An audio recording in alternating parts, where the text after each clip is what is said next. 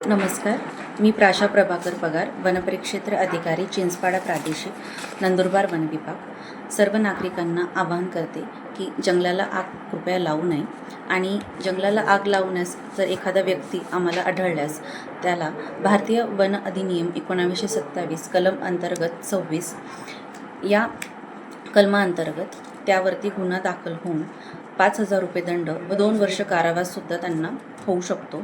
आणि जी व्यक्ती आम्हाला आग लावणाऱ्या व्यक्तीचं नाव सांगितल्यास त्या व्यक्तीला आम्ही बक्षीससुद्धा देणार आहोत वन विभागातर्फे. आणि त्या व्यक्तीचे नाव आम्ही गुप्त ठेवून आपला कुठेही उल्लेख येणार नाही याची आम्ही खबरदारी घेऊ, हे असे सगळ्यांना मी आवाहन करते. आणि आपल्या या आदिवासी क्षेत्रातील बांधवांना मी तुमच्या भाषेत एक आव्हान देऊ इच्छिते. डोंग हा मा आग लाव्हा मा पाहू बोही डोंग हा मा आग लागवा हामा.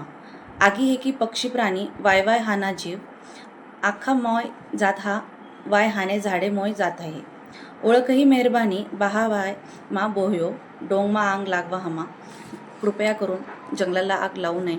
जंगलाचं आग लावल्यास फक्त झाडे तर जळत नाही, पण परिसंस्था पूर्ण नष्ट होते आणि आपल्या पर्यावरणासाठी ते अत्यंत हानिकारक आहे. हे काम जरी छोटं असलं पण हे विश्वबंध आहे. सदा हे जंगल फुलवीत जावे, सदा हे प्रांगण वृक्ष संपन्न व्हावे.